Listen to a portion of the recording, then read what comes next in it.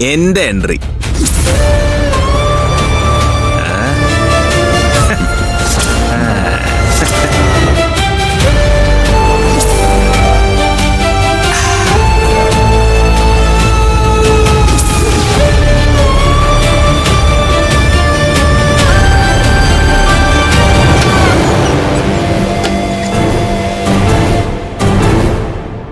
Hello,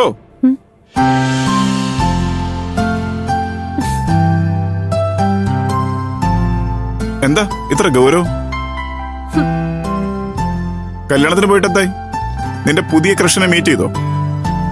Aryan കല്യാണത്തിന് വരുമെന്ന് അർജുൻ വെറുതെ തള്ളിയതാ. വരില്ലെന്നറിഞ്ഞപ്പോ ഞാൻ കല്യാണം കൂടിയില്ല.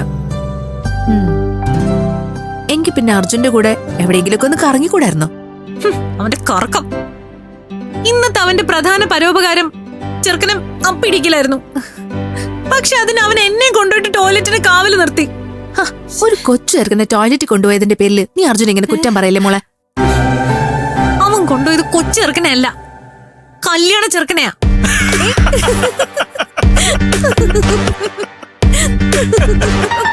അയ്യോ, അതെ, ഈ അർജുനെ കുറിച്ച് ഓരോ ദിവസവും കേൾക്കുന്നതൊക്കെ രസകരമായ കഥകളാണല്ലോ.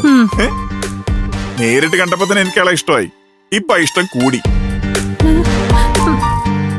കാണാനും മിടുക്ക്. കുടുംബം നോക്കാൻ അവന് ഇഷ്ടം പോലെ കാശും ഉണ്ടാക്കുന്നുണ്ട്. വേണമെന്ന് വിചാരിച്ചാ ഇവളെ കൂടി അന്തസ്സായിട്ട് നോക്കാനും അവന് പറ്റും. നിന്റെ ഈ കോടികൾ കിലുങ്ങുന്ന സ്വപ്നമൊക്കെ മാറ്റി വെച്ചിട്ട് നിനക്ക് അർജുനെ കല്യാണം കഴിച്ചൂടെ? നിങ്ങൾ തമ്മിൽ എന്തുകൊണ്ടും ചേരും. അതിലും ഭേദമേ നിങ്ങൾ എന്നെ വല്ല കിണറ്റിലും കല്ല് കെട്ടി താഴ്ത്തുന്ന. എന്റെ കല്യാണത്തിന് ഇനി വലിയ കാത്തിരിപ്പൊന്നും വേണ്ടി വരില്ല.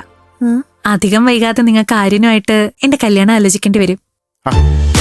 അതിന് ആരും നിന്റെ ഫ്രണ്ട് പോലും ആയിട്ടില്ലല്ലോ. ഉടനെ ആവുമല്ലോ. വധൂവരന്മാരെയും കൊണ്ട് വീട്ടിലേക്ക് പോകുന്നത് അർജുന. ആര്യൻ അവിടെ ഉണ്ടോന്ന് അന്വേഷിച്ചിട്ട് അവൻ എന്നെ വിവരം അറിയിക്കും. അപ്പൊ ഞാനൊരു പ്രസന്റേഷൻ പാക്കറ്റുമായി വധൂവരന്മാരെ ആശീർവദിക്കാൻ അങ്ങോട്ട് പോകും. അങ്ങനെ ആര്യനെ മീറ്റ് ചെയ്യും. അതാണ് ഞങ്ങളുടെ പ്ലാൻ. എങ്ങനുണ്ട്? പ്ലാനൊക്കെ കൊള്ളാം. പക്ഷേ എത്ര നാളിങ്ങനെ മുന്നോട്ട് കൊണ്ടുപോകാനാ നിന്റെ ഉദ്ദേശം? അതെ, നിന്റെ കാര്യത്തിൽ ഞങ്ങൾക്ക് ചില ഉത്തരവാദിത്തങ്ങളൊക്കെ ഉണ്ട്. ഇന്നത്തെ കാലത്ത് വിവാഹം മാത്രമാണ് ഗാർഡിയൻസിന്റെ റെസ്പോൺസിബിലിറ്റി ഒന്നും ഞാൻ കരുതുന്നില്ല. പക്ഷേ സ്വന്തം കാലിൽ നിൽക്കാനുള്ള ഒരു ജോലിയെക്കുറിച്ച് നീ ഇനി ചിന്തിച്ചേ പറ്റൂ. അതിനു പകരം ഒരിക്കലും നടക്കാത്ത സ്വപ്നങ്ങളും കണ്ട് ആ മായാലോകത്ത് ജീവിക്കാൻ നിന്നെ ഞങ്ങൾ അനുവദിക്കില്ല. നീ ഇങ്ങനെ നടക്കുന്നതേ മരിച്ച് തലയ്ക്ക് മുകളിൽ നിൽക്കുന്ന നമ്മുടെ അച്ഛനമ്മമാർക്ക് പോലും സഹിക്കില്ല.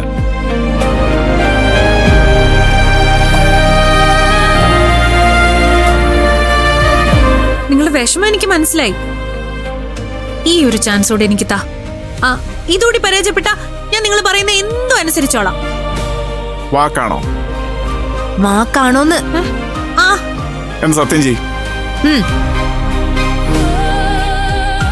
ഏട്ടനാണ് സത്യം, ഏടത്തിയമ്മയാണ് സത്യം. വൈദ്യബായി, വധുവരന്മാർക്ക് പ്രസന്റേഷൻ വാങ്ങിക്കാൻ ഒരു 5000 രൂപീസ് കൂടി വേണം. എമൗണ്ട് വേഗം അക്കൗണ്ടിലേക്ക് ട്രാൻസ്ഫർ ചെയ്തോളൂ. ബൈ.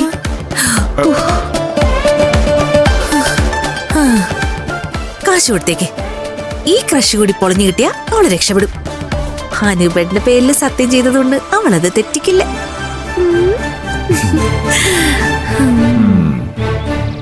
ഞാൻ വിളിച്ചതേ SP-യുടെ കാറ് ഞാൻ അങ്ങോട്ട് കൊടുത്തു വിടും. അതില് എന്തോ മിസ്സിംഗ് കാണിക്കുന്നുണ്ട്. അതെ, പുതിയ വീട്ടിൽ തന്നെ. വധൂവരന്മാര് വരുന്നതിന് മുമ്പേ ഞാനും SP ഇങ്ങോട്ട് പോകുന്നു.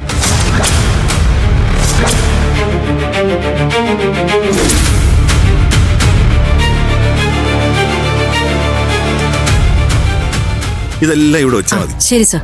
എണ്ണയും തിരിയൊക്കെ റെഡിയാക്കി വെക്കണം. അതിനുശേഷം വധൂവരന്മാർക്ക് കൊടുക്കാൻ പാലും പഴവും വേണം. പെൺകുട്ടിയുടെ അച്ഛനും അമ്മയൊക്കെ വന്ന് കയറുമ്പോ ചായ കൊടുക്കണം.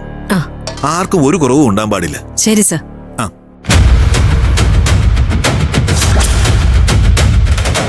കല്യാണം നടന്നു കഴിഞ്ഞ സ്ഥിതിക്ക് ഇനി മുഖം കുത്തി വീർപ്പിച്ചിട്ട് ഒരു കാര്യമില്ല. മോനെയും മരുമോളെയും സന്തോഷത്തോടെ സ്വീകരിക്കല്ലാതെ വേറെ വഴിയില്ല. ജന്മനാ ഗുപ്സുരായി പോയി ഞാനിത് പഠിച്ചു. मैंने क्या अपराध किया? ആ അതെ അവരെത്താറായി. അർജുൻ ഇപ്പൊ വിളിച്ചിരുന്നു. എന്നെ പോലെ കുലസ്ത്രീ സ്വീകരിക്കാനുള്ള യോഗ്യത അവർക്കില്ല. യോഗ്യത നഹി ഹെ. അല്ല ഈ സമയത്ത് ഇങ്ങനെ പറഞ്ഞ എങ്ങനെ ശരിയാവും? ഹാ मैं कहूंगी. ചൈത്ര ബേട്ടിയുടെ സ്ഥാനത്ത് ഒരു ഗരീബ് ലड़किയെ ഞാൻ അംഗീകരിക്കില്ല.